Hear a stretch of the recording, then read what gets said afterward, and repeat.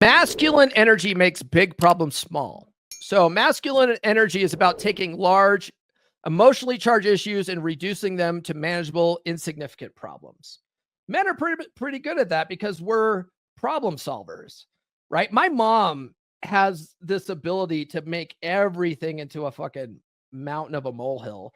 Yesterday, at the time of this recording, yesterday my mom calls me up because my dad tweaked his shoulder. My dad's got all these medical problems. He messed up his shoulder, so he can't do certain things around their farm. And so my mom calls me up. She's frantic. She's freaking out. They need to remove this filter from. They have a water pump that goes into their pond. They have a big pond on their property. This water pump sucks water in, and they use it to, water their lawn and all that kind of stuff. The problem is there's lots of algae in the pond, so they have to put this filter on the bottom of the pipe so that it doesn't suck up all the algae and clog the pipe, right? Well, my mom's freaking out about this, and it's this big deal and whatever. And I was like, yeah, I'll come over there after work, and I'll help dad change it because he can't do it because his shoulder's fucked up. It took like 5 minutes, but my mom made it seem like it was the most complicated task of all time, and I'm like, no, it seems pretty simple, Mom. We fixed it in like 10 minutes. It was no big deal. And then she's like, you need to pay attention. He's showing you how to use the sprinkler system. And if he can't do this, like you might have to come over here and do this. And I'm like, okay. So I'm watching him do it. And she's like, did you get all that? Did you understand? I go, well, no. I go, no, but let me look here. This is a whatever model of sprinkler. I'm like, Mom, I can Google how to use this. I'm not worried about it, Mom. She's just like, oh, okay. I guess Googling it, it didn't even occur to her that I could probably figure this out. Like masculine energy makes big problems small. Feminine energy makes small problems big is the next concept, right? Feminine energy tends to amplify small problems, turning them into big issues, which men need to manage calmly. So like my mom, I just playfully poke fun at my mom for her momness. I'm just like, Mom, I can Google this, right? Like, I mean, it's not a big deal. I just chuckle at her and poke fun at her. Feminine energy. Okay, so we talked about that one. Tease, don't argue, right? Men should avoid arguing or justifying their actions when faced with a woman's emotional outburst instead of using lighthearted. See, this is where it goes back. We go back to Deering, right? Now, Corey doesn't talk about Deering because that's a Robert Glover concept. And I have no problem giving credit where credit's due.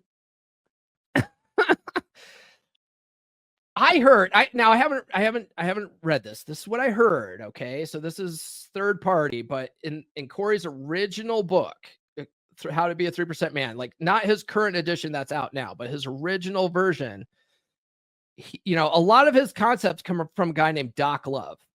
And Doc Love, like the attraction scale, all that kind of stuff, that all comes from Doc Love, right? The concept in the book about not asking a girl what her name is when you introduce yourself, letting her tell you what her name is, that comes from Doc Love.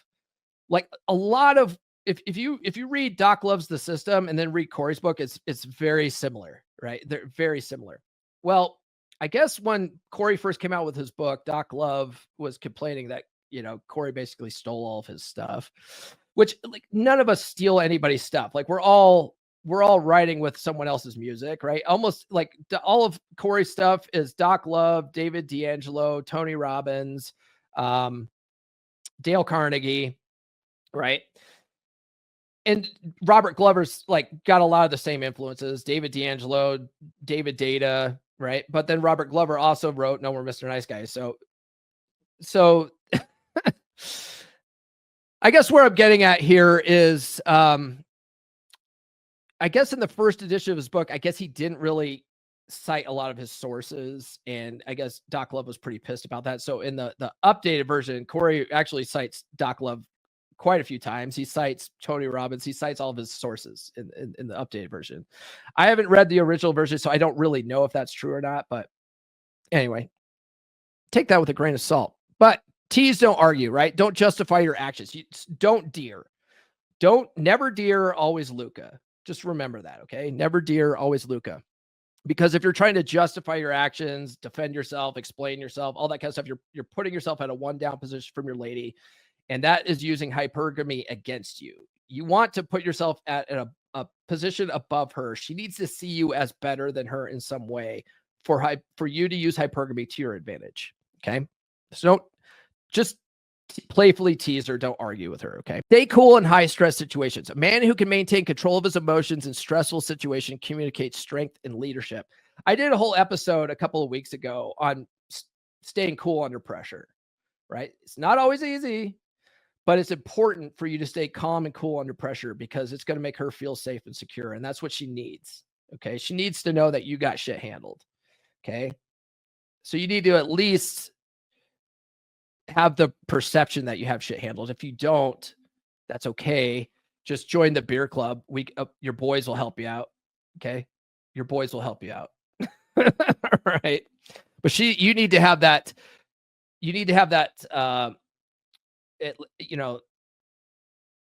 I guess she needs to at least see you as someone that has shit under control.